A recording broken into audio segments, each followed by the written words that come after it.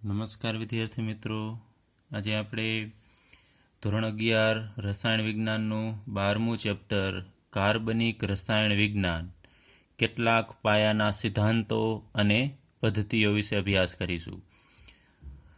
તો આગળ ઉપર શરૂઆતમાં જ આપણે વાત કરેલી કે રસાયણ વિજ્ઞાન છે એના જુદા જુદા પ્રકાર છે. એમાંનું એક રસાયણ વિજ્ઞાન કાર્બનિક રસાયણ વિજ્ઞાન. તો કાર્બનિક રસાયણ વિજ્ઞાનમાં જનરલી કાર્બન ધરાવતા સંયોજનોનો અભ્યાસ કરવામાં આવે છે અને એમાં મુખ્યત્વે સહસંયોજક બંધ હોય છે. જેમ કે મિથેનનું ઉદાહરણ લઈએ, CH4. તો મિથેન છે એ કાર્બનિક સંયોજન કહેવાય, કારણ કે એની અંદર કાર્બન આવેલો છે અને કાર્બન અને હાઇડ્રોજન છે એ સહસંયોજક બંધ ધરાવે છે. તો જનરલ એની વ્યાખ્યા છે, બાકી પરફેક્ટ વ્યાખ્યા છે કાર્બનિક રસાયણ વિજ્ઞાનની છે એ આપવી મુશ્કેલ છે. હવે શરૂઆતમાં કાર્બનિક સંયોજનો કેને કહેવામાં આવતા? તો કુદરતી સ્ત્રોતમાંથી મળતા પદાર્થો, જેમ કે આપણે લઈએ વનસ્પતિ અને પ્રાણીઓ, એમાંથી મળતા જે સંયોજનો છે એને કાર્બનિક સંયોજન કહેવામાં આવતા. અને નિર્જીવ સ્ત્રોત કોઈ પણ છે, માનો કે ખનિજ સ્ત્રોત આપણે કહીએ, ખનિજમાંથી એટલે ખનિજ સ્ત્રોતમાંથી મળતા સંયોજનોને અકાર્બનિક સંયોજન કહેવામાં આવતા.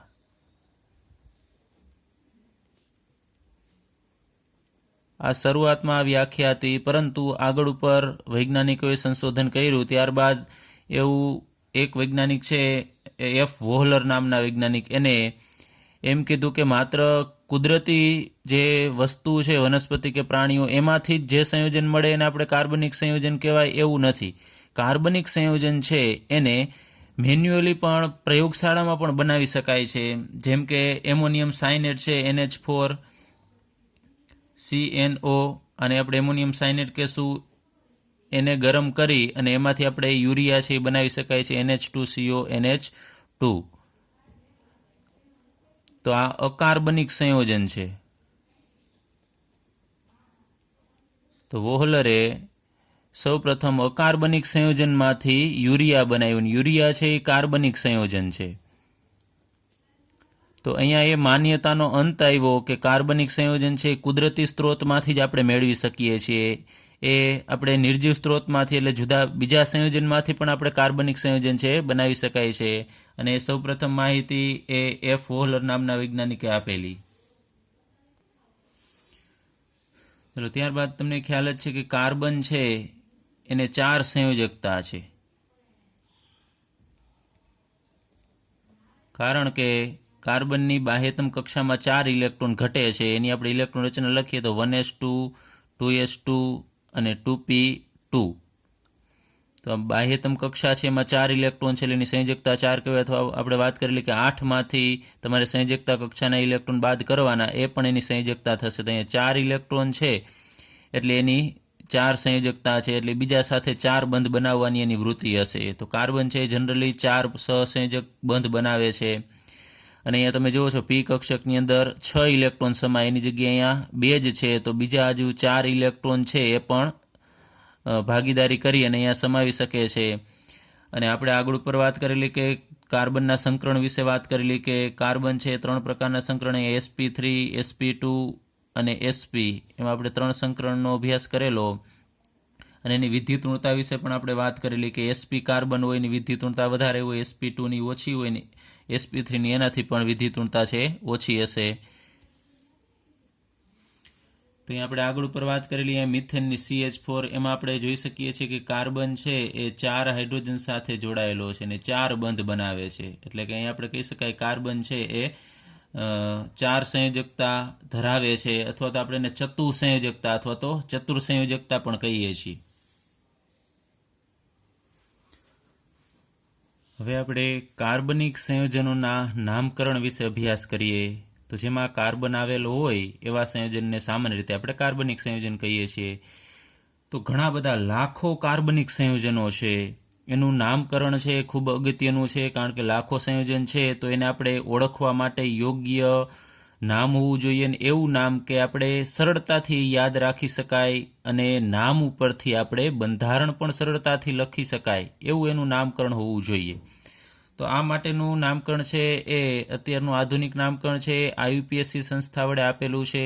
તો IUPAC સંસ્થાનું નામ થશે પૂર્ણ નામ international union of pure and applied chemistry. ટૂંકમાં આપણે એને IUPAC કહીએ છીએ.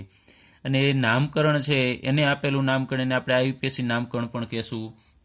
તો ફરીથી આપણે લઈએ કે એનું નામકરણ એવું હોવું જોઈએ કે એના નામ ઉપરથી આપણે સરળતાથી એનું બંધારણ છે લખી શકાય.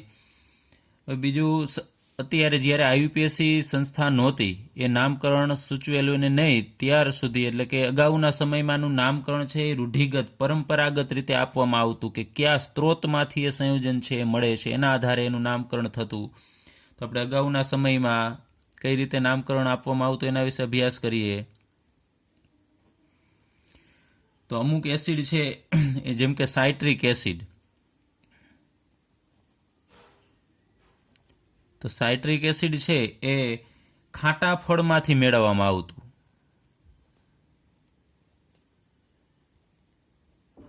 તો ખાટી વસ્તુ છે એને ગ્રીક ભાષામાં, લેટિન ભાષામાં છે એ સાઇટ્રસ કહેવામાં આવે છે. તો સાઇટ્રસ ઉપરથી, એટલે કે ખાટા ફળમાંથી, એટલે કે અથવા બીજી રીતે કહેવું હોય તો સાઇટ્રસ ફળમાંથી મળતા એસિડને સાઇટ્રિક એસિડ કહેવામાં આવેલું. એ જ રીતે એક એસિડ છે એ લાલ કીડીમાંથી મેળવવામાં આવેલું. તો લાલ કીડીમાંથી મેળવવામાં આવતા એસિડને ફોર્મિક એસિડ કહેવામાં આવે છે. તો શા માટે એને ફોર્મિક એસિડ કીધું? કારણ એનું એ છે કે કીડીને લેટિન ભાષામાં ફોર્મિક કહેવામાં આવે છે, અથવા તો એને વંચાઈ ફોર્માઇકા પણ કહેવામાં આવે છે આ લેટિન ભાષામાં. તો એનો લેટિન શબ્દ છે કીડીનો ફોર્મિક, એના ઉપરથી નામ આપવામાં આવ્યું ફોર્મિક એસિડ. તો આવા ઘણા બધા એસિડ છે અને બીજા સંયોજનો છે કે જે અમુક વસ્તુમાંથી મેળવવામાં આવે છે એના આધારે એનું નામકરણ કરવામાં આવેલું. ત્યારબાદ આપણે બીજું એક નામ લઈએ કે એસિટમ, એટલે કે વિનેગાર. વિનેગારને લેટિન ભાષામાં છે એ એસિટમ કહેવામાં આવે છે અને એના ઉપરથી એ એસિડને એસિટિક એસિડ કહેવામાં આવે છે. તો એસિટિક એસિડ કદાચ બધાએ સાંભળેલું હશે. તો એસિટિક એસિડ નામ છે એ એસિટમ ઉપરથી આપવામાં આવેલું છે. એટલે આપણે જે વિનેગાર કહીએ છીએ, અથાણું સાચવવા માટે આપણે નાખીએ છીએ, એને આપણે વિનેગાર કહીએ છીએ. વિનેગારને એ ભાષામાં એસિટમ કહેવામાં આવે છે અને એના ઉપરથી એસિડને એસિટિક એસિડ કહેવામાં આવે છે. એ જ રીતે બીજા ઘણા બધા સંયોજનો છે, જેમ કે બ્યુટરિક એસિડ છે એ બ્યુટિનમ, એટલે કે બટરને બ્યુટિનમ કહેવાય અને એમાંથી મળતા એસિડને બ્યુટરિક એસિડ કહેવામાં આવે છે. તો અગાઉના સમયમાં જે સ્ત્રોતમાંથી એસિડ કે બીજા સંયોજનો મેળવવામાં આવતા એ સ્ત્રોતના આધારે એનું નામકરણ છે કરવામાં આવતું. તો આ રીતે જે નામ આપવામાં આવે છે એ નામને રૂઢિગત નામ અથવા તો સામાન્ય નામ કહેવામાં આવે છે. રૂઢિગત એટલે કે પરંપરાગત નામ અથવા સામાન્ય નામ. અત્યારે પણ એ સામાન્ય નામ અથવા તો રૂઢિગત નામનો ઘણો બધો ઉપયોગ કરવામાં આવે છે, કારણ કે IUPACના નામ છે એ ખૂબ મોટા હોય ત્યારે એના સામાન્ય નામનો અથવા રૂઢિગત નામનો ઉપયોગ કરવામાં આવે છે. ત્યારબાદ આપણે લઈએ કે કાર્બન છે એના જુદા જુદા સ્વરૂપ છે. એમાં હીરો છે, ગ્રેફાઇટ છે, એમાંનું કાર્બનનું એક સ્વરૂપ છે, એમાં 60 કાર્બન આવેલા છે, એટલે કે C60 એનું અણુસૂત્ર છે C60. એનું નામ છે બકમિસ્ટર ફુલેરિન, અથવા એને ખાલી ટૂંકમાં ફુલેરિન પણ કહેવામાં આવે છે. તો આ કાર્બનના સ્વરૂપને એટલે કે C60 ને શા માટે ફુલેરિન કહેવામાં આવે છે? તો એનું પણ એક ઇતિહાસ છે કે અગાઉના સમયમાં અમેરિકામાં એક આર્કિટેક્ટ હતો, એ ડિઝાઇન બનાવતો અને એને એક એવી ડિઝાઇન બનાવેલી જે અમેરિકામાં ખૂબ લોકપ્રિય હતી, જેમ કે અર્ધગોળાકાર ડિઝાઇન. ઘણા બધા મકાન અથવા મહેલની ઉપર આવ્યા તમે ઘુમ્મટ જોયેલા હશે.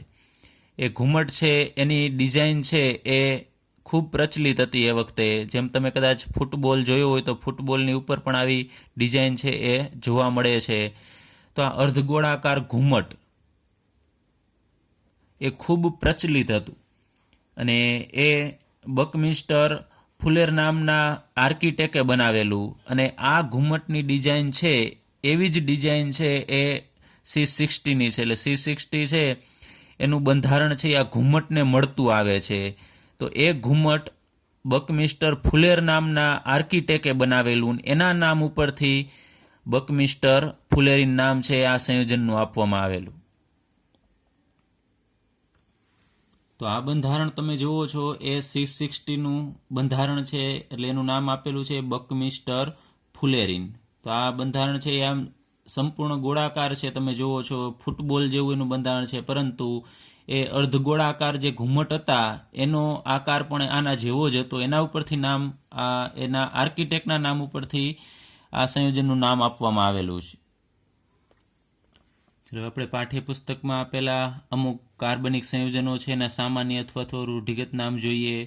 જેમ કે CH4 એનું રૂઢિગત અથવા સામાન્ય નામ થશે મિથેન. ત્યારબાદ CH3, CH2, CH2, CH3 એનું નામ થશે N-બ્યુટેન અથવા એને વંચાય નોર્મલ બ્યુટેન. ત્યારબાદ CH3 બે વખત આવેલા હોય ને પછી CH3 હોય ને આઇસોબ્યુટેન કહેવામાં આવે છે. પછી CH3 4 ટાઈમ્સ હોય ને C, એટલે કે કેન્દ્રમાં એક જ કાર્બન હશે અને ચારેય સંયોજકતામાં CH3 જોડાયેલા હોય, એટલે કાર્બન સાથે 4 CH3 જોડાયેલા હોય તો નામ થશે નિયોપેન્ટેન. પછી CH3, CH2, CH2OH નું નામ થશે એન પ્રોપાઇલ આલ્કોહોલ. પછી HCH નું નામ થાય છે ફોર્માલ્ડિહાઇડ. પછી CH3 ટ્વાઇસ CO, એટલે CO ની બંને બાજુએ CH3 હોય તો એને આપણે એસિટોન કહીએ છીએ. ત્યારબાદ CHCl3 નું સામાન્ય નામ થશે ક્લોરોફોર્મ, જે દર્દીને બેહોશ કરવા માટે વપરાય છે ક્લોરોફોર્મ. ત્યારબાદ CH3COOH જેને આપણે એસિટિક એસિડ કહીએ છીએ. આગળ ઉપર વાત કરેલી કે એસિટમ એટલે કે વિનેગારમાંથી આ એસિડ મેળવવામાં આવેલો. ત્યારબાદ C6H6 જેને બેન્ઝીન કહેવામાં આવે છે. ત્યારબાદ C6H5OCH3 એટલે બેન્ઝીન ઉપર OCH3 હોય એને એનિસોલ કહેવામાં આવે છે. પછી C6H5NH2 એનું સામાન્ય નામ થશે એનિલિન. પછી C6H5COCH3 એનું નામ છે એસિટોફિનોન. CH3O CH2CH3 એનું નામ થશે ઇથાઇલ મિથાઇલ ઇથર. તો અહીંયા તો આપણને અમુક સિલેક્ટેડ જ નામ આપેલા છે, પરંતુ આવા તો લાખો સંયોજન છે. જો એ બધા સંયોજનના આવા નામ આપવામાં આવે, જેમ કે એનિસોલ છે, એનિલિન છે, એસિટોન છે, ક્લોરોફોર્મ છે, તો આપણે ઘણા બધા નામ યાદ રાખવા પડે, જે મુશ્કેલ છે. એટલા માટે IUPAC સંસ્થાએ એક નામકરણ માટેની પદ્ધતિ બનાવેલી છે, એના નિયમો છે.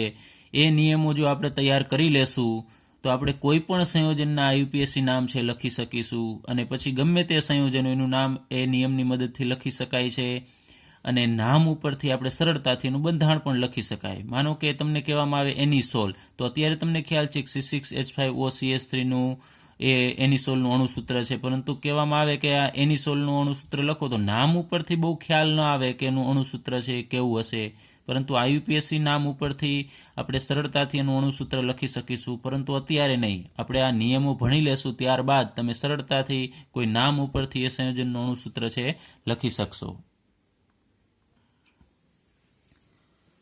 હવે આપણે IUPAC નામકરણ પદ્ધતિ વિશે અભ્યાસ કરીએ કે કઈ રીતે કાર્બનિક સંયોજનોનું IUPAC નામ લખવામાં આવે છે.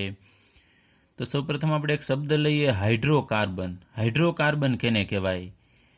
તો માત્ર હાઇડ્રોજન અને કાર્બન તત્વો ધરાવતા જે સંયોજનો છે એને આપણે હાઇડ્રોકાર્બન કહેશું. જેમ કે આપણે ઉદાહરણ તરીકે લઈએ CH4 એટલે કે મિથેન. તો આની અંદર તમે જુઓ છો કાર્બન છે અને હાઇડ્રોજન છે, એના સિવાયના બીજા એક પણ તત્વ નથી, તો મિથેનને આપણે હાઇડ્રોકાર્બન કહેશું. એ જ રીતે આપણે લઈએ CH3CH3 એટલે કે ઇથેન. તો ઇથેનની અંદર પણ ટોટલી આ આખા સંયોજનની અંદર માત્ર કાર્બન અને હાઇડ્રોજન જ આવેલા છે, તો એને પણ આપણે હાઇડ્રોકાર્બન કહેશું. તો આવા ઘણા બધા સંયોજનો છે કે જેની અંદર હાઇડ્રોજન અને કાર્બન જ આવેલા છે, એવા બધા સંયોજનને આપણે હાઇડ્રોકાર્બન કહેશું. તો IUPAC નામકરણ પદ્ધતિ માટે આપણે સંયોજનની અંદર અમુક વસ્તુ છે, જે સમૂહ છે, એને આપણે ઓળખવા પડશે. જેમ કે અહીંયા મેં એક આ કાર્બનિક સંયોજન લીધેલું છે, એનું નામકરણ કરવા માટે આપણે એક તો મૂળ હાઇડ્રોકાર્બન આની અંદર કયો છે એ ઓળખવો પડશે. તો અહીંયા હું એક બોક્સ કરું છું, આ મૂળ હાઇડ્રોકાર્બન થશે, એટલે કે આ સંયોજન બન્યું એના પહેલાં એ કયો હાઇડ્રોકાર્બન હતો? તો અહીંયા તમે જુઓ છો 3 ને 3 6 કાર્બનવાળી શૃંખલા છે. તો અહીંયા પણ આ 6 કાર્બનવાળી શૃંખલા છે. તો આ જે સંયોજન છે એની અંદર તમે જુઓ છો માત્ર કાર્બન અને હાઇડ્રોજન જ છે, બીજા એક પણ સંયોજન નથી. તો આને આપણે મૂળ હાઇડ્રોકાર્બન કહેશું. અને હેક્ઝેન કહેવામાં આવે છે. આપણે આગળ ઉપર એનો અભ્યાસ કરીશું. તો આ મૂળ હાઇડ્રોકાર્બન છે. તો આ સંયોજનની અંદર આપણે મૂળ હાઇડ્રોકાર્બન શોધવાનો છે. ભલે એ એક્ઝેક્ટલી આના જેવો જ ન હોય. હાઇડ્રોજનની સંખ્યા તમે જુઓ છો અહીંયા 2 છે, તો અહીંયા 1 જ છે, કારણ કે એની સાથે બીજો એક અહીંયા સમૂહ અથવા શાખા છે જોડાયેલી છે. એટલે હાઇડ્રોજનનું પ્રમાણ છે એ ઘટશે, શાખા વધશે. એટલે તો અહીંયા જે આ શૃંખલા છે એને આપણે જનક શૃંખલા કહેશું. અને જનક શૃંખલા ઉપરથી આપણે મૂળ હાઇડ્રોકાર્બન છે લખી શકાય, મેળવી શકાય કે અહીંયા 6 કાર્બનની શૃંખલા છે તો એનો મૂળ હાઇડ્રોકાર્બન છે એ હેક્ઝેન થશે. ચલો, એક તમારે મૂળ હાઇડ્રોકાર્બન શૃંખલા અથવા તો જનક શૃંખલા છે એ આમાંથી મેળવવી પડે. ત્યારબાદ અહીંયા CH3 છે એને આપણે શાખા કહેશું. એટલે આ મૂળ શૃંખલા છે એમાં આમ પેટા એક ભાગ હશે એને આપણે શાખા કહીએ છીએ. તો આપણે બીજી રીતે કહ્યું તો આને જેમ વૃક્ષમાં ડાળ હોય એ રીતે અહીંયા શાખાનો અર્થ બીજો થશે ડાળ. તો અહીંયા શાખા કઈ છે, કેટલી છે એ શોધવાની થશે. ત્યારબાદ ક્રિયાશીલ સમૂહ, તો અહીંયા OH છે અને BR એ બંને ક્રિયાશીલ સમૂહ છે.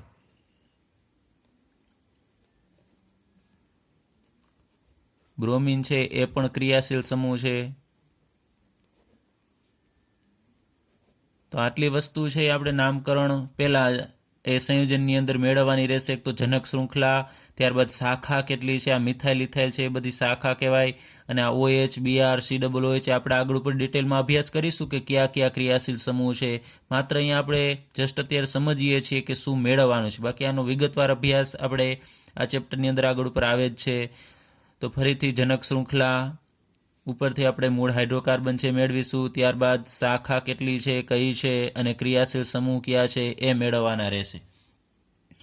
હવે હાઇડ્રોકાર્બનની વાત કરેલીમાં 2 પ્રકારના હાઇડ્રોકાર્બન છે જોવા મળે છે. એક સંતૃપ્ત અને અસંતૃપ્ત હાઇડ્રોકાર્બન. તો સંતૃપ્ત હાઇડ્રોકાર્બન કેને કહેવાય એના વિશે અભ્યાસ કરીએ. તો જે કાર્બનિક સંયોજન અથવા જે હાઇડ્રોકાર્બનની અંદર કાર્બન કાર્બન સિંગલ બોન્ડ આવેલા હોય, કાર્બન કાર્બન સિંગલ બોન્ડ એટલે કે એકલ બંધ આવેલા હોય,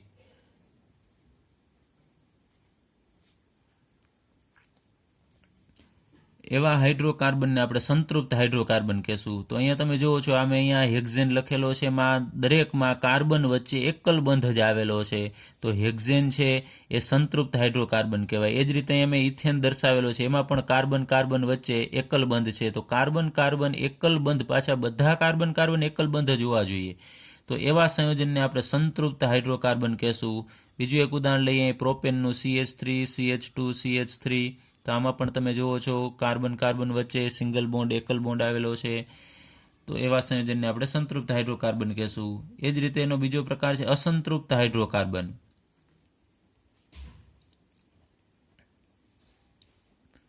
તો અસંતૃપ્ત હાઇડ્રોકાર્બન એને કહેવાય કે એની અંદર ઓછામાં ઓછો એક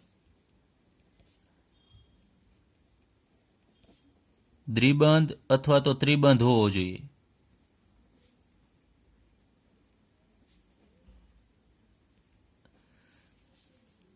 ખાસ યાદ રાખજો, ઓછામાં ઓછો એક કરતાં વધારે દ્વિબંધ કે ત્રિબંધ હોય તો ચાલે, પણ ઓછામાં ઓછો એક દ્વિબંધ કે ત્રિબંધ હોવો જોઈએ. જેમ કે આપણે ઉદાહરણ તરીકે લઈએ CH2 ડબલ બોન્ડ CH2. તો આ ઇથિન સંયોજન છે, એમાં કાર્બન કાર્બન વચ્ચે દ્વિબંધ આવેલા છે. તો આ ઇથિનને આપણે અસંતૃપ્ત હાઇડ્રોકાર્બન કહેશું. એ જ રીતે કોઈ સંયોજનની અંદર જો ટ્રિપલ બોન્ડ આવેલો હોય,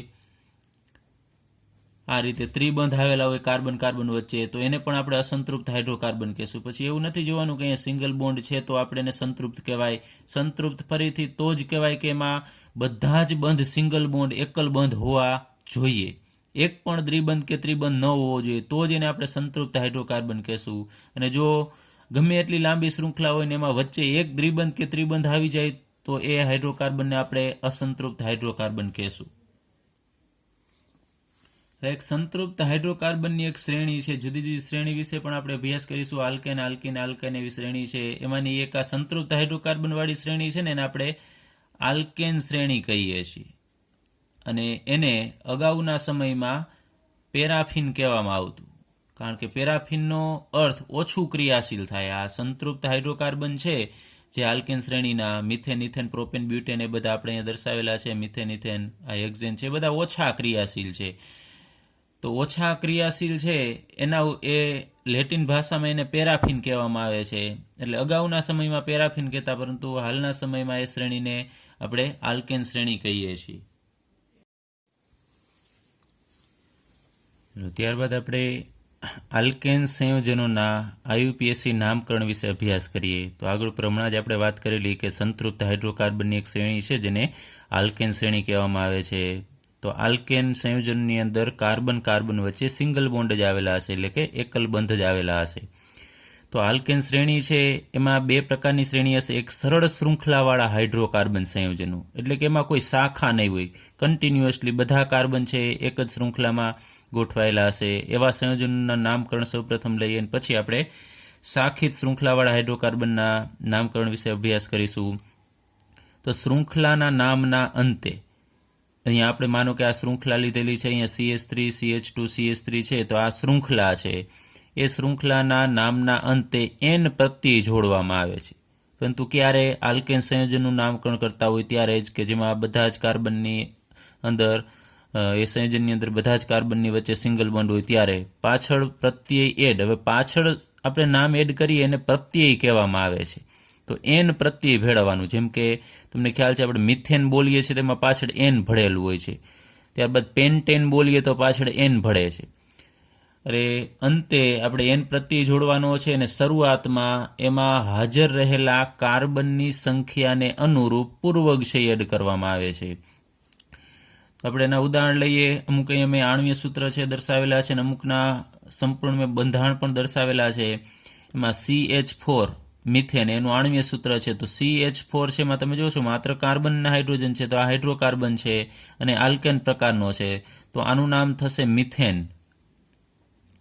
ત્યારબાદ C2H6 પ્રકારનો આલ્કેન છે, એનું બંધારણ આવું થશે CH3CH3. તો બંને કાર્બનની વચ્ચે એકલ બંધ. અહીંયા આ એનું સૂત્ર, અણુસૂત્ર આ C2H6 આપણે ટૂંકમાં લખેલું છે કે આમાં 2 કાર્બન છે એટલે C2 અને 3 ને 3 6 હાઇડ્રોજન છે એટલે H6. તો CH3CH3 અથવા C2H6 ને આપણે ઇથેન કહેશું. ત્યારબાદ CH3CH2CH3. તો એમાં ટોટલી 3 કાર્બન છે એટલે C3 અને 8 હાઇડ્રોજન છે એટલે H8 લખીશું. એટલે C3H8 ને આપણે પ્રોપેન કહેશું. એ જ રીતે એક કાર્બન વધે તો અહીંયા C4 અને હાઇડ્રોજન 10 થશે. તો એમાં બધા કાર્બન છે એક જ શૃંખલામાં ગોઠવાયેલા હશે એટલે CH3, CH2, CH2, CH3.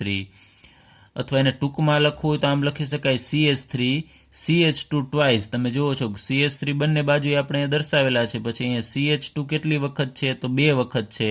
તો આમ CH2 લખ્યા પછી આમ કાઉન્સ કરી અને અહીંયા નીચે 2 દર્શાવી દેવાના, જે સૂચવે છે કે CH2 2 વખત અહીંયા વચ્ચે આવેલા હશે. તો એનું આણ્વીય સૂત્ર થશે C4H10 અને એનું નામ થશે બ્યુટેન.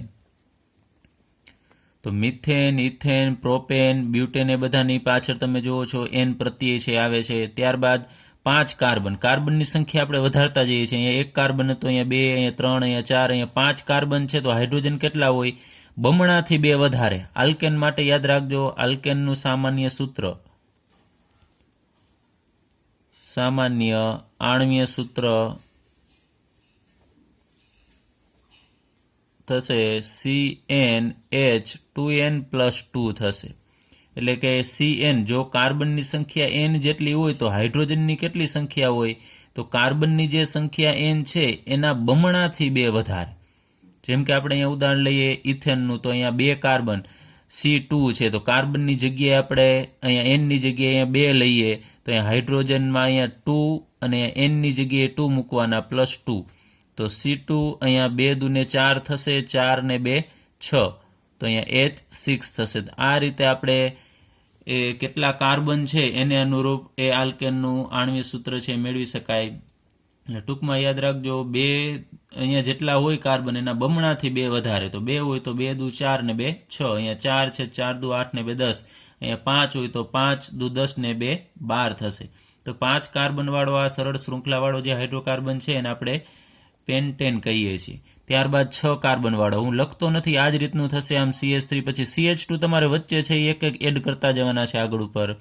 તો C6H14 એટલે 6 દુ 12 ને 2 14 થશે, એનું નામ થશે પેન્ટેન. પછી હેક્ઝેન આવશે. ત્યારબાદ C7H16 છે એનું નામ થશે હેપ્ટેન. પછી C8H18 છે એનું નામ થશે ઓક્ટેન. ત્યારબાદ C9H20 છે એનું નામ થશે નોનેન. ત્યારબાદ 10 કાર્બન ધરાવતો આલ્કેન છે એનું નામ થશે ડેકેન, અથવા આને ડીકેન પણ કહેવામાં આવે છે.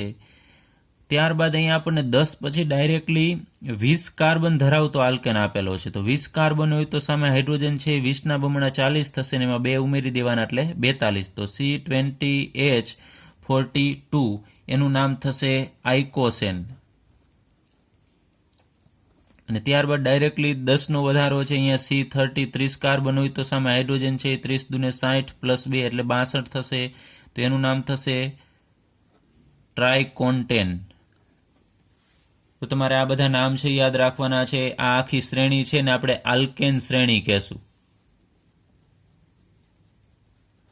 અને આ આલ્કેન શ્રેણી છે એ સમાન ધર્મી શ્રેણી છે. આના બધાના ગુણધર્મો સમાન હોય. મિથેન, ઇથેન, પ્રોપેન, બ્યુટેન આ બધા જ ના ગુણધર્મો સમાન છે, એટલે આપણે એને સમાન ધર્મી શ્રેણી કહેશું.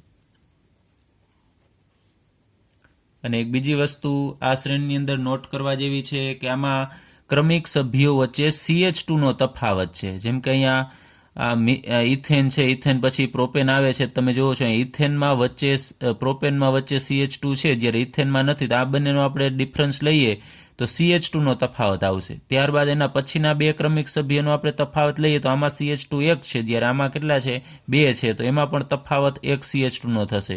ત્યારબાદ આ બેમાં આપણે તફાવત લઈએ ક્રમિક લેવાનો છે, તો ક્રમિક સંયોજનોમાં CH2 નો તફાવત રહેશે. તો આ સમાન ધર્મી શ્રેણીમાં CH2 જેટલો તફાવત હોય છે. ચલો ફરીથી આ સંયોજનના નામ ખાસ તમારે યાદ રાખવાના છે. ફરીથી CH4 ને આપણે મિથેન કહેશું, ત્યારબાદ C2H6 ને ઇથેન, પછી આગળ ઉપર ક્રમશઃ કાર્બનની સંખ્યા એડ થતી જાય તો તમારે ક્રમમાં યાદ રાખી લેવાના. Methane, ethane, propane, butane, pentane, hexane, heptane, octane, nonane અને ડેકેન. ત્યારબાદ 20મું ડાયરેક્ટ સંયોજન છે ને આપણે આઇકોસેન કહેશું, અને 30 કાર્બનવાળો આલ્કેનને આપણે ટ્રાઇકોન્ટેન્ટ કહેશું. ચલો ત્યારબાદ શાખિત શૃંખલાવાળા હાઇડ્રોકાર્બન સંયોજનો વિશે અભ્યાસ કરીએ. તો અહીંયા તમે સંયોજન અહીંયા મેં દર્શાવેલું છે, એમાં જુઓ છો કે એક શાખા છે. તો આ સંયોજનની અંદર વધારે કાર્બન આવેલા હોય એવી એક શૃંખલા તમારે અહીંયા બનાવવાની છે. તો તમે જુઓ છો અહીંયા 4 કાર્બન છે એ એક જ હરોળમાં ગોઠવાયેલા છે. તો આ એ જનક શૃંખલા થશે. આપણે આગળ ઉપર વાત કરેલી તમારે જનક શૃંખલા છે મેળવવી પડે. તો આ જનક શૃંખલા થશે. અને જનક શૃંખલા સિવાય કાર્બન પરમાણુની એક નાની શૃંખલા અથવા તો કોઈ એક સમૂહ જોડાયેલો હોય અથવા શાખા, અને આપણે શાખા કહીએ છીએ. તો અહીંયા એ શાખાની અંદર જો માત્ર કાર્બન અને હાઇડ્રોજન જ આવેલો હોય તો એને આપણે અત્યારે જનરલી આલ્કાઇલ સમૂહ કહેશું, કેમ કે આલ્કેનમાંથી બનેલો હોય એને આલ્કાઇલ સમૂહ કહેશું. અને આલ્કાઇલ સમૂહ એટલે એક પ્રકારની એ શાખા છે. તો એ શાખા નાની પણ હોઈ શકે ને મોટી પણ હોઈ શકે. આ બીજું સંયોજન છે એમાં તમે જુઓ છો કે આ જનક શૃંખલા થશે. જનક શૃંખલા નક્કી કરવી એટલે કે તમારે વધારેમાં વધારે કાર્બન વાળી આપણે શૃંખલા છે પસંદ કરી શકીએ. માનો કે અત્યારે આને આપણે ગણીએ કે આ મેઇન શૃંખલા છે, તો અહીંયા એક શાખા છે એમાં 2 કાર્બન આવેલા છે, ને અહીંયા એક જ કાર્બનવાળી. તો આ નાની શાખા થશે ને આ મોટી શાખા થશે. તો આને આપણે આલ્કાઇલ સમૂહ કહેશું. આગળ ઉપર વાત કરીને આલ્કાઇલ સમૂહની અંદર માત્ર કાર્બન અને હાઇડ્રોજન જ આવેલા હશે. તો આનું નામકરણ કરવા માટે સૌ પ્રથમ આપણે જે શાખા છે ને એનું નામ પહેલા લખવાનું. શાખાનું નામ પ્રથમ આવે અને પછી અંતમાં જે મૂળ હાઇડ્રોકાર્બન હોય એનું નામ આવે.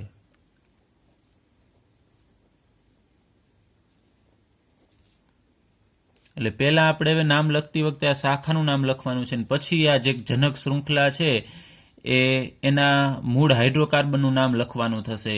તો સૌપ્રથમ આપણે આ આલ્કાઇલ સમૂહ છે એનું નામકરણ કઈ રીતે કરવું, આ CH3નું નામકરણ કઈ રીતે કરવું, એના વિશે આપણે અભ્યાસ કરીએ. તો અમુક અત્યારે આપણે સમજવા માટે અમુક આલ્કેન લઈએ, જેમ કે અહીંયા CH4 એટલે કે એનું આણ્વીય સૂત્ર થશે, આ મિથેનનું થશે CH4 અને એનું નામ થશે મિથેન. હવે એમાંથી આપણે આલ્કાઇલ સમૂહ એટલે તમે જુઓ છો અહીંયા કાર્બન બીજા કાર્બન સાથે જોડાયેલો હશે, તો 3 હાઇડ્રોજન છે અને એક સંયોજકતા ખાલી હશે, એ કાર્બન સાથે જોડાયેલી હશે. તો અહીંયા મિથેનમાં 4 હાઇડ્રોજન છે, તો એક હાઇડ્રોજન અહીંયા ઓછો છે તમે જુઓ છો, એટલે આપણે અહીંયા આમ દર્શાવવું પડશે CH3. આ એક આ લીટું કરવાનું, આ બંધ સૂચવે છે કે અહીંયા CH3 છે એ બીજા કોઈ કાર્બન સાથે જોડાયેલો હશે. તો આ મિથેનમાંથી એટલે CH4માંથી અહીંયા જે આપણને આ સમૂહ મળ્યો CH3 એને આપણે મિથાઇલ કહેશું. તો પાછળ તમારે આઇલ પ્રત્યય છે જોડવાનો છે. અહીંયા આપણે આ જે સમૂહ લઈએ છીએ આલ્કાઇલ સમૂહનું નામકરણ કરીએ છીએ. ચાલો, આ આલ્કાઇલ સમૂહ છે અને આ એનું આણ્વીય સૂત્ર છે, બંધારણીય સૂત્ર છે અને આ એનું નામ છે. એ જ રીતે આપણે બીજું લઈએ C2H6, અથવા આપણે એને બીજી રીતે આમ દર્શાવીએ તો CH3 પણ લખી શકાય આમ, અને એનું નામ થશે ઇથેન. તો ઇથેનના અહીંયા 2 કાર્બન છે, એમાંથી કોઈ પણ એક કાર્બન ઉપરનો આપણે હાઇડ્રોજન દૂર કરી નાખીએ તો અહીંયા CH3 છે એની જગ્યાએ આપણે CH2 કરી નાખીએ, અને પછી અહીંયા CH3 આપણે એમનેમ રાખીશું. એટલે એક હાઇડ્રોજન આ મૂળ હાઇડ્રોકાર્બન છે એના કરતાં અહીંયા એક હાઇડ્રોજન ઓછું હોય એક કાર્બન ઉપર, તો આને આપણે ઇથેન કહીએ છીએ. તો આનું નામ થશે ઇથાઇલ. આઇલ પ્રત્યય છે જોડવાનો છે, મિથેન ઉપરથી મિથાઇલ, ઇથેન ઉપરથી ઇથાઇલ. એ જ રીતે અહીંયા C3H8 છે એના ઉપરથી હું આમ લખું છું CH3 CH2 CH3, જેને આપણે પ્રોપેન કહેશું. તો પ્રોપેનમાં અહીંયા આ કાર્બન ઉપરથી આપણે હાઇડ્રોજન દૂર કરી નાખીએ એટલે CH2, ત્યારબાદ અહીંયા CH2 તો છે જ, અને અહીંયા CH3. તો આ આલ્કાઇલ સમૂહનું નામ થશે પ્રોપેન ઉપરથી પ્રોપાઇલ. એ જ રીતે C4H10 હોય એટલે આપણે એને બ્યુટેન કહીએ છીએ, એનું સંપૂર્ણ બંધારણ થશે CH3 CH2 CH2 CH3, અને આપણે બ્યુટેન કહીએ છીએ. તો બ્યુટેનનો અહીંયા કોઈ પણ એક કાર્બન છે એના ઉપરનો હાઇડ્રોજન આપણે દૂર કરી નાખીએ તો અહીંયા CH3માંથી CH2 અને પછી અહીંયા CH2 CH2 CH3. તો બ્યુટેનમાંથી જે આલ્કાઇલ સમૂહ મળશે એને આપણે બ્યુટાઇલ કહેશું. ટૂંકમાં પ્રત્યય છે એ આઇલ જોડવાનો છે પાછળ. અને એક બીજું, ઘણી વખત તમે જુઓ છો કે અહીંયા હું આમ લખું છું, વચ્ચે આમ બંધ દર્શાવું છું ને અહીંયા બંધ નથી દર્શાવતો, તો ચાલે, બંધ દર્શાવો તો પણ ચાલે વચ્ચે, અને ન દર્શાવો તો ખ્યાલ આવી જ જાય કે કાર્બન કાર્બન વચ્ચે અહીંયા સિંગલ બોન્ડ હશે. જો ડબલ બોન્ડ હોય તો પછી એ દર્શાવવો પડે, ડબલ બોન્ડમાં એમ ન ચાલે કે નથી, તો એનું સંપૂર્ણ બંધારણ આપણે લખવું પડશે. તો આ રીતે તમે મૂળ હાઇડ્રોકાર્બન છે આ મિથેન, ઇથેન, પ્રોપેન, એના ઉપરથી એના આલ્કાઇલ સમૂહ છે એ લખી શકો છો. પણ ખાસ યાદ રાખજો, એક સંયોજકતા ઘટતી હોય, એક હાઇડ્રોજન અહીંયા લીટું તમારે આમ દર્શાવવું પડશે, એ બંધ દર્શાવે છે. તો આપણે આ જે મિથાઇલ ઇથાઇલ સમૂહ છે એના અમુક ટૂંકા નામ પણ છે, અને ટૂંકી રીતે પણ દર્શાવવામાં આવે છે. વિસ્તૃત ન લખવું હોય તો ટૂંકી રીતે એને ટૂંકમાં ME વડે દર્શાવવામાં આવે છે, ME. તો જો કોઈ પણ જગ્યાએ આમ M, કેપિટલ M હોય અને સ્મોલ E હોય તો એ મિથાઇલ સૂચવે છે. ત્યારબાદ ઇથાઇલને દર્શાવવા માટે કેપિટલ E અને T લખવાનું. તો ET લખેલું હોય એનો મતલબ કે ઇથાઇલ સમૂહ છે, અને ઇથાઇલ સમૂહ એટલે ઇથેન કરતાં એક હાઇડ્રોજન ઓછો હોય એવો સમૂહ. ત્યારબાદ જો બીજો કોઈ પણ પ્રોપાઇલ સમૂહ છે, માનો કે આ પ્રોપાઇલ છે, તો એને કેપિટલ P અને સ્મોલ R વડે દર્શાવવામાં આવે છે. તો PR લખેલું હોય એનો મતલબ થશે પ્રોપાઇલ. એ જ રીતે બ્યુટાઇલ લખેલું હોય તો કેપિટલ B અને સ્મોલ U, એટલે BU હોય તો બ્યુટાઇલ છે સમજવાનું. ચલો, અહીંયા હવે આપણે અમુક જુદા જુદા પ્રકારના આલ્કાઇલ સમૂહ કે જેની અંદર શાખા હોય એના આપણે નામકરણ લઈએ. એના પહેલાં આપણે હમણાં જ આગળ ઉપર વાત કરેલી આલ્કાઇલ સમૂહ, એમાં અહીંયા મેં દર્શાવેલો છે CH2 CH2 CH3. તો અહીંયા 3 કાર્બન છે, તો 3 કાર્બન એટલે પ્રોપેન થશે, ને પ્રોપેન કરતાં એક હાઇડ્રોજન ઓછો છે એટલે એનું નામ થશે પ્રોપાઇલ. ત્યાં પ્રોપાઇલ છે, ત્યારબાદ ફરીથી આપણે એક બ્યુટાઇલ દર્શાવવો હોય તો આ રીતે દર્શાવી શકાય CH2 CH2 CH2 CH3. તો આને આપણે બ્યુટાઇલ કહેશું. હવે પ્રોપાઇલ છે એમાં તમે જુઓ છો 3 કાર્બન છે, 3 ને 2 5 ને 6 ને 7 એટલે 7 હાઇડ્રોજન છે. તો અહીંયા મેં એક બીજો પ્રોપાઇલ સમૂહ દર્શાવેલો છે, એમાં વચ્ચેના કાર્બન ઉપરથી એક હાઇડ્રોજન ઓછો છે એમ દર્શાવેલો છે. અહીંયા તમે જુઓ છો છેડાનો કાર્બન છે એના ઉપરથી આપણે એક હાઇડ્રોજન દૂર કરેલો છે, જ્યારે વચ્ચેના કાર્બન ઉપરથી આપણે એક હાઇડ્રોજન છે દૂર કરેલો છે. તો એનું આણ્વીય સૂત્ર પણ સેમ થશે, 3 કાર્બન તો આમાં પણ 3 કાર્બન, અહીંયા 3 ને 3 6 ને 7 હાઇડ્રોજન છે તો અહીંયા પણ 7 હાઇડ્રોજન છે. તો આપણે જો એમ લખીએ કે આને પ્રોપાઇલ કહીએ તો આને પણ પ્રોપાઇલ કહેવું પડે, કારણ કે બંનેમાં કાર્બન હાઇડ્રોજન સમાન છે. પરંતુ તમે જુઓ છો એ બંને સમાન નથી, કારણ કે અહીંયા બીજા નંબરના કાર્બન ઉપરથી હાઇડ્રોજન દૂર થયેલો છે, જ્યારે અહીંયા પહેલા નંબરના કાર્બન ઉપરથી હાઇડ્રોજન દૂર થયેલો છે. તો એના નામકરણ આપણે અલગ પાડવા પડે, એટલે આપણને ખ્યાલ આવે કે કયા કાર્બન ઉપરથી હાઇડ્રોજન દૂર થયેલો છે. તો જો પ્રોપેન હોય ને એમાં છેલ્લા કાર્બન ઉપરથી હાઇડ્રોજન દૂર થયેલો હોય તો આમ નોર્મલ શૃંખલા છે, તમે જો છો નોર્મલ એટલે સામાન્ય શૃંખલા, તો એના નામની આગળ N લખવામાં આવે છે. તો આને આપણે N પ્રોપાઇલ કહેશું. N નો અર્થ થશે નોર્મલ, લખવાનું નથી, એને વંચાઈ નોર્મલ અને લખાય N પ્રોપાઇલ. એ જ રીતે અહીંયા તમે બ્યુટાઇલમાં જુઓ છો તો અહીંયા બધા જ કાર્બન છે એક જ શૃંખલામાં છે અને છેલ્લા કાર્બન ઉપરથી જ હાઇડ્રોજન દૂર થયેલો છે, તો એને આપણે N બ્યુટાઇલ કહેશું. એ જ રીતે N પેન્ટાઇલ, N હેક્ઝાઇલ એ રીતે લખી શકાય. પરંતુ N ક્યારે લાગુ પાડી શકાય કે બધા જ કાર્બન એક જ હરોળમાં હોય ને છેલ્લા કાર્બન ઉપરથી એક હાઇડ્રોજન છે દૂર થયેલું હોય ત્યારે. હવે આપણે આ શાખિત જે આલ્કાઇલ સમૂહ છે એના વિશે અભ્યાસ કરીએ તો અહીંયા તમે જુઓ છો છેલ્લેથી બીજા કાર્બન ઉપર એક હાઇડ્રોજન દૂર થયેલો છે, અથવા આપણે આને આમ પણ લખી શકાય CH3. તો અહીંયા તમે જુઓ છો અહીંયા CH છે તો અહીંયા પણ CH, અને અહીંયા મેં CH3 જમણી બાજુએ દર્શાવેલો છે, એની જગ્યાએ નીચે છે. તો એવું નથી કે આ બંને બંધારણ છે અલગ છે, આ બંને બંધારણ છે સેમ જ છે, એક જ પ્રકારના, આપણે માત્ર લખવાની રીત અલગ અલગ છે. એને તમે આમ પણ દર્શાવી શકો, નીચે પણ દર્શાવી શકો છો. એટલે ખાસ યાદ રાખજો, ઘણા બધાને એમ થાય કે આ અલગ છે ને આ પણ અલગ, સેમ છે. કાર્બન હાઇડ્રોજનની સંખ્યા સમાન છે. અહીંયા તમે જુઓ છો કે આ 3 કાર્બન છે, એમાં વચ્ચેના કાર્બન ઉપરથી એક હાઇડ્રોજન દૂર થયેલો છે. તો અહીંયા પણ 3 કાર્બન છે અને એમાં વચ્ચેના કાર્બન ઉપરથી એક હાઇડ્રોજન દૂર થયેલો છે. આ બંને સમાન છે. તો આનું નામકરણ થશે પ્રોપાઇલ જ થશે, કારણ કે આમાં જેટલા કાર્બનના હાઇડ્રોજન છે એટલા જ આમાં કાર્બનના હાઇડ્રોજન છે. 3 કાર્બનવાળો આલ્કાઇલ એટલે પ્રોપાઇલ થશે. પરંતુ આને આપણે N પ્રોપાઇલ કહીએ છીએ, આને પણ આપણે આગળ ઉપર એક પૂર્વક છે એડ કરવો પડે. તો ખાસ યાદ રાખજો, છેલ્લેથી બીજો કાર્બન એટલે આ થશે. શૃંખલામાં જો છેલ્લેથી બીજા કાર્બન ઉપર 2 મિથાઇલ સમૂહ જોડાયેલા હોય, તમે જો અહીંયા જુઓ છો કે 2 મિથાઇલ સમૂહ છે. એ જ રીતે આમાં જોવું હોય તો છેલ્લેથી બીજો એટલે અહીંયાથી આ અથવા અહીંયાથી આ લાગુ પાડો તો આ કાર્બન સાથે 2 મિથાઇલ સમૂહ જોડાયેલા હોય તો આપણે એને પૂર્વક આઈસો લખીશું. તો એને આઈસો પૂર્વક લાગે તો એનું નામ થશે આઈસો પ્રોપાઇલ. તો ખાસ યાદ રાખજો, આઈસો ક્યારે લખવાનું થશે કે છેલ્લેથી બીજા કાર્બન ઉપર 2 મિથાઇલ સમૂહ હોવા જોઈએ તો, અને તો જ એને આપણે આઈસો પૂર્વક છે એ લગાડીશું. તો આનું નામ થશે આઈસો પ્રોપાઇલ. ચાલો હવે અહીંયા જુઓ છો તમે બ્યુટાઇલ, N બ્યુટાઇલ હતું, એટલા જ અહીંયા જેટલા કાર્બનના હાઇડ્રોજન છે એટલા જ અહીંયા છે, પરંતુ અહીંયા એક શાખા પડે છે. તો એ શાખામાં તમારે આ કાર્બન સિવાય અહીંયા તમે જુઓ છો કે છેલ્લેથી બીજું એટલે આપણે આને ગણીએ કે આ કાર્બન છે એની સાથે 2 મિથાઇલ સમૂહ જોડાયેલા છે CH3. છેલ્લેથી બીજા કાર્બન ઉપર 2 મિથાઇલ સમૂહ જોડાયેલા છે તો અહીંયા પૂર્વક આઈસો લાગે. અને હવે કાર્બન કેટલા છે ટોટલ? તો 1 2 3 અને 4 કાર્બન વાળો આલ્કેન થાય બ્યુટેન, અને બ્યુટેન ઉપરથી આને આપણે બ્યુટાઇલ કહેશું.